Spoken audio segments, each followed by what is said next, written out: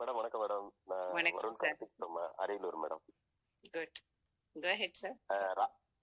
Thank you madam. Raja sir தான் எனக்கு இந்த மெடிசன் வந்து கொடுத்தாருங்க மேடம். அவருக்கு முதல்ல நான் நன்றி சொல்லிக்கிறேன் மேடம். ரொம்ப ஒரு முக்கியமான நல்ல ஒரு விஷயத்தை எனக்கு கொடுத்துருக்காரு. என்னுடைய வாழ்க்கையில் வாழ்நாள் முழுதும் இதுவரையும் நான் ஒரு இப்படிலாம் ஒரு விஷயம் இருக்க முடியுமா அப்படிங்கிற அளவுக்கு யோசிக்கிற அளவுக்கான ஒரு விஷயத்தை எனக்கு கொடுத்துருக்காரு. அதுக்கு நான் நன்றி சொல்லிக்கிறேன். பிரபஞ்சத்துக்கு நன்றி சொல்லிக்கிறேன் மேடம். மெயினாக இப்போ எனக்கு எந்த மாதிரி விஷயங்கள் நடந்திருக்குங்கிறது மட்டும் நான் ஷேர் பண்ணிக்கிறேன் மேடம். சிம்பிளாக முடிஞ்சு டைம் அதிகமாகிடுச்சு. ஃபர்ஸ்ட் என்னோட ஒய்ஃபுக்கு வந்து லாஸ்ட் 1 இயரா வந்து கிட்னி ப்ராப்ளம் மேடம். கிட்னி அவங்களுக்கு ஃபங்க்ஷன் ஆகல, டயாலிசிஸ் பண்ணணும்னு சொல்லிட்டாங்க. 38 இயர்ஸ் ஆகுது, ஏஜ் ஆகுது அவங்களுக்கு. 1 இயராகவே ஹாஸ்பிட்டல் இதான் மேடம் என்னோட சுச்சுவேஷனு. ஒரு பக்கம் மணி எக்ஸ்பென்ஸ் ஹெவியாக ஆகுது, இன்னொரு பக்கம் மன உளைச்சல். சின்ன வயசுலேயே உங்களுக்கு இந்த மாதிரி ப்ராப்ளம்ஸ்லாம் வந்துடுச்சு, எப்படி இனிமே சர்வைவல் ஆக முடியும், இதெல்லாம் சரியாகாதுன்னு டாக்டர் சொல்கிறாங்க. எப்படி இதை பண்ணுறது என்னன்னு எனக்கு ரொம்ப மனக்குழப்பத்துலையும் ஒரு நிம்மதி இல்லாமே தான் டெய்லி தூக்கம் இல்லாமல் இருந்துச்சு. எனக்கு எந்த ஹெல்த் இஷ்யூவும் இல்லை மேடம். எனக்கு எந்த ப்ராப்ளமும் இல்லை. அடுத்தது என் பையனுக்கு அடிக்கடி ஹெல்த் இஷ்யூஸ் வரும். அடிக்கடி ஹாஸ்பிட்டலில் இந்த சளி இந்த மாதிரி அந்த இம்யூனிட்டி ப்ராப்ளம் வந்து நிறைய அவனுக்கு இருக்கும். இந்த 2 ப்ராப்ளம் அவங்கள கேர் எடுத்துக்கிறது தான் எனக்கு ரொம்ப ப்ராப்ளம் இருந்துச்சு மேடம். சார்ட்ட எல்லாத்தையுமே எக்ஸ்பிளைன் பண்ணிகிட்டே வந்துட்டு இருந்தேன். ஒய்ஃப் ஹாஸ்பிட்டலில் இருக்கும்போதே சார்ட்ட சொல்லியிருந்தேன். அப்புறம் ஹாஸ்பிட்டல்லேருந்து வந்த பிறகு சார்ட்ட டிஸ்கஸ் பண்ண பிறகு சார் என்ன சொன்னாங்கன்னா, ஃபர்ஸ்ட் நீங்கள் எடுங்க, உங்கள் பையனுக்கு கொடுங்க அப்படின்னு சொல்லி சொன்னாங்க மேடம். நான் எடுக்க ஆரம்பித்தேன். இப்போ ஏப்ரல் 1 எடுத்துட்டு இருக்கேன் மேடம். இது உண்மையிலே வந்து இந்த ஹவுஸ் ரெனோவேஷன் சொல்லுவாங்கல்ல மேடம், புனரமைக்கிறது, வீட்டை புனரமைக்கிறது, அது மாதிரி நம்ம பாடியை வந்து புனரமைக்கிறோம் இந்த உடம்ப. அதை வந்து என்னால் நல்லா உணர முடியும். ஏன்னா எனக்கு எந்த ப்ராப்ளமும் இல்லை, எனக்கு தேவையில்லைன்னு நினைச்சேன். ஆனால் அவர் சார் சொன்னதை வச்சு தான் நான் எடுத்த பிறகு தான் தெரிஞ்சு எனக்கே எந்த அளவுக்கு தேவைப்படுது அப்படிங்கிறத நான் உணர்ந்துக்கிட்டேன். அது வந்து அவ்வளவு ஒரு மாற்றங்களை என் உடம்புல ஏற்படுத்தியிருக்கு மேடம். கான்ஸ்டிபேஷன் ப்ராப்ளம் சரியா இருக்கு எனக்கு. அப்புறம் வந்து பார்த்தீங்கன்னா கழுத்து வலி கொஞ்சம் அந்த ப்ராப்ளம் இருந்துச்சு, அது சரியா இருக்கு. இது மாதிரி நிறைய மாற்றங்கள் உடம்புல வந்து ஏற்பட்டுட்டே இருக்கு. உடம்பு லேசான மாதிரி ஒரு ஃபீல் இருக்கு.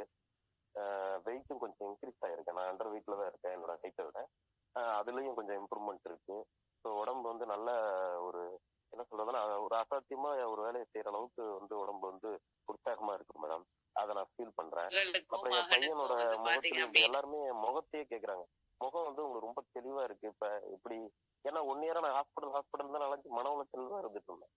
ஸோ என் முகத்துல தெளிவு ஏற்படுது அப்படின்னு சொல்லி அவங்க கேட்கும்போது எனக்கு அதுவும் மிகப்பெரிய ஒரு ஆச்சரியமா இருந்துச்சு.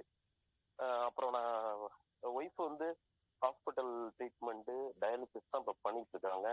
வீட்லயே இருந்த சிஎப்பிடின்னு சொல்லுவாங்க, அந்த டயாலிசிஸ் தான் அவங்க வீட்லயே இருந்து பண்ணிட்டு இருக்காங்க. அந்த டயாலிசிஸ் பண்றவங்களுக்கு நான் ஃபர்ஸ்ட் கொடுக்கல. அப்புறம் நான் எடுத்து பிளஸ் என் பையனுக்கு எடுத்ததும் எனக்கு சேஞ்சஸ் ஏற்படுறத என்னால் ரியலைஸ் பண்ண பிறகு நான் இமீடியட்டா என் ஒய்ஃபுக்கு கொடுத்தே அவனும் டிசைட் பண்ணிட்டு அவங்கள்ட்ட நான் போய் சொல்லி இது வந்து அவங்கள்ட்ட ஒரு மெடிசின் சரி பண்றது அப்படின்லாம் சொன்னா இல்லை டாக்டரை கேட்காம எதுவும் நான் சாப்பிட மாட்டேன் அப்படின்னு சொல்ற கேரக்டர் அவங்க. ஸோ நான் என்ன சொன்னேன், ஒன்றும் இல்லைப்பா, இது பையனுக்கு கொடுத்தேன், சளி எல்லாமே சரியாயிடுச்சு, நீயும் எடுத்துக்கோ, சும்மா நாக்குக்கு கீழே வைக்கிறது தான் அப்படின்னு சொல்லி அவங்களுக்கு சிம்பிளா ஒரு எக்ஸ்பிளனேஷன் கொடுத்து சாப்பிட சொன்னேன். இப்போ 1 மாசமா அவங்களும் எடுத்துட்டு இருக்காங்க. அந்த அளவு எவ்வளவுங்கிறது ராஜா சார் சொன்னபடி என் பையனுக்கு என்ன அளவு, ஒய்ஃபுக்கு என்ன அளவு, எனக்கு என்ன அளவு, அதை கரெக்டா ஃபாலோ பண்ணி இப்போ 2 பாக்ஸ் வாங்கி யூஸ் பண்ணிட்டு இருக்கேன். ஸோ இப்போ வந்து பாத்தீங்கன்னா எனக்கு இந்த அளவுக்கு மாற்றம் ஏற்பட்டதுனாலதான் எனக்கு ஒரு கான்பிடன்ஸ் வந்துச்சு. First point. 2வது பாயிண்ட் இன்னொன்னு என்னன்னு கேட்டீங்கன்னா, என் பையனுக்கும் ஒரு முன்னேற்றம், அவனுடைய ஃபேஸ் வந்து சேஞ்சஸா நல்ல ஒரு இதா இருக்கு, அவன் நல்ல ஆக்டிவ்னஸ், அந்த இது எல்லாமே எனக்கு இம்ப்ரூவ்மெண்ட் இருக்கிறது நல்லா என்னால் பார்க்க முடிஞ்சிச்சு. அந்த ஒரு கான்பிடென்ட் பிளஸ் நான் மீட்டிங் அட்டன் பண்ணும்போது ஒவ்வொருத்தவங்களும் சொன்ன ப்ராப்ளம்ஸ் எல்லாம் கேட்கும்போது நம்ம பிரச்சனை ஒரு பிரச்சனை இல்லையடா அப்படிங்கிற அளவுக்கான விஷயத்தெல்லாம் அவங்க சொல்லும்போது ரொம்ப மிராக்கிள்ஸா இருந்துச்சு. ஸோ அதுக்கப்புறம் எனக்கு இன்னும் கான்பிடன்ஸ் எனக்கும் ரியலைஸ் ஆனிச்சு.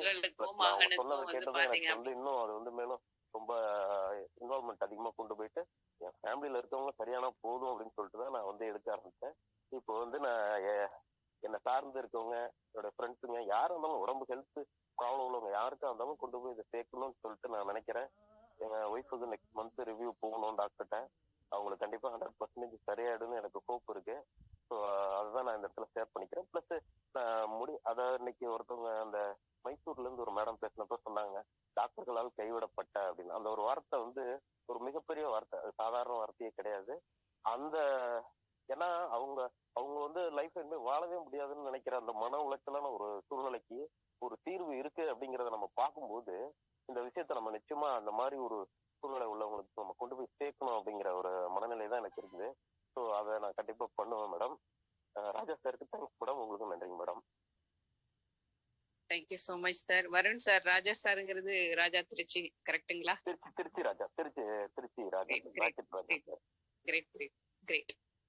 ராக்கெட் ராஜா சார், ரொம்ப சந்தோஷமா இருக்கு. ஆக்சுவலி என்ன அப்படின்னா, எல்லாருக்குமே வந்து மத்தவங்களோட உயிர் கூட விளையாடுறது பிடிக்காது, அந்த மனசு வராது. Actually basically over it is, ஓகேங்களா? அதை நான் அக்செப்ட் பண்ணிக்கிறேன். வருண் சாரோட மனநிலையே நாங்க புரிஞ்சுக்கிறோம். அதாவது என்ன அப்படின்னா, ஒரு ஒரு 38 யங் வண்டர்ஃபுல் யூத் விமன் இல்லைங்களா?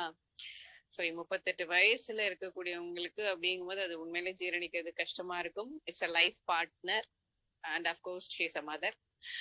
அப்படிங்கும்போது நீங்க உங்களுக்கு எடுத்து உங்களுக்கு கிடைச்ச மாற்றம், உங்களுடைய குழந்தைக்கு கிடைச்ச மாற்றம், ரெண்டுமே வந்து எதுக்கு ஒரு சைன் அப்படின்னா, தாராளமா உங்களோட ஒய்ஃபுக்கு கொடுங்க அப்படிங்கறதுதான். மேக்சிமம் வந்து எலிக்சர் மிக்சர் டயாலிசிஸ்க்கு வந்து ஏன் சஜஸ்ட் பண்றது இல்லை அப்படின்னா, நார்மலா உள்ளதை சொல்றேன். தண்ணி வந்து ஆக்சுவலி நம்ம ப்ராடக்ட் சாப்பிடும் போது தண்ணி கன்சம்ஷன் அப்படிங்கிறது வந்து டே டைம்ல நார்மலா இருக்கிறத விட ஒரு 2 லிட்டர்ஸ் குடிக்கிறாங்கன்னா 2.5 லிட்டர்ஸ் குடிங்க அப்படின்னு நம்ம எப்பவுமே சொல்லுவோம். ஸோ டயாலிசிஸ்க்கான ரீசன் வந்து 2 கிட்னியுமே வந்து என்னது ஃபங்க்ஷனாலிட்டியில யூரின் பிரியாததுனால வந்து சஜஸ்ட் பண்ணக்கூடிய ஒரு மெடிக்கல் ரீதியான ஒரு விஷயம். ஸோ எலிக்சர் மிக்ஸை வந்து பாத்தீங்க அப்படின்னா, இப்போ டயாலிசிஸ் பண்ணும்போது அவங்களுக்கு ஆக்சுவலி வந்து டெஃபினட்டா வந்து அந்த ஒரு டயர்ட்னஸ், ஒரு வீக்னஸ், அதே நேரத்துல வந்து ரத்த உற்பத்திக்கான ஒரு விஷயங்கள், அதே மாதிரி ரத்தத்துல வந்து சில விஷயங்கள் தேக்கங்கள் இதெல்லாம் வந்து இருக்கும். ஸோ எலிக்சர் மிக்ஸை கண்டினியூஸா எடுக்கும்போது பாத்தீங்கன்னா மற்ற விஷயத்தினால ஏற்படக்கூடிய உபாதைகளுக்கு வந்து ஒரு நல்ல ஒரு சப்போர்ட்டிவா கண்டிப்பா வந்து வருண் சார் இருக்கும். So God bless you. அதுல ஒரு விஷயம் மேடம், அதுல என்னன்னா நீங்க சொல்ற விஷயம் கரெக்ட் மேடம். வாட்டர் வந்து இவ்வளவுதான் எடுக்கணும்னு சொல்லி 1 லிட்டருக்கு மேல எடுக்க கூடாதுன்னு சொல்லியிருக்காங்க ஹாஸ்பிட்டல்ல.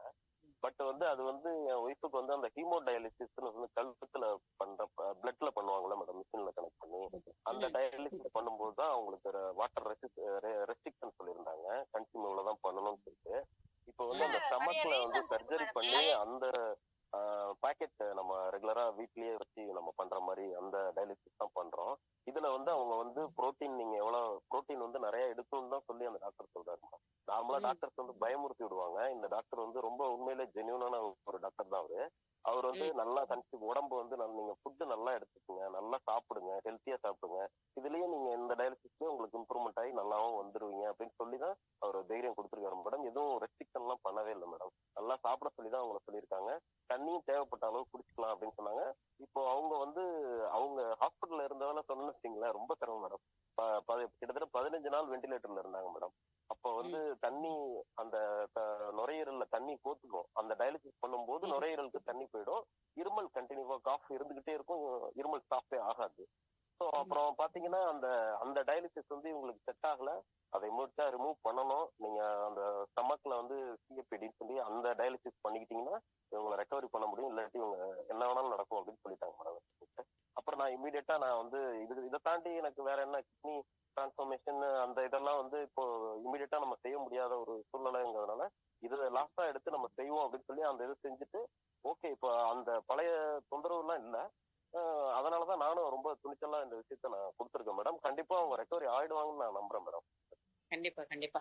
ஏன்னா இங்க கன்சம்ஷன் இந்த ப்ராடக்ட் பாத்தீங்கன்னா நாக்கு கடியில அப்படிங்கும்போது இதுவும் கொஞ்சம் வசதியா இருக்கும் மேடத்துக்கு. ஓகே, ஸோ டெஃபினட்டா வந்து எலிக்சர் மிக்ஸ் அதோடைய ஒரு சப்போர்ட்டை முழுமையா கொண்டு போய் சேர்க்கறதுக்கு நிச்சயமா காடோட பிளெஸிங் அப்படிங்கிறது கண்டிப்பா தேவை. So definitely God bless you.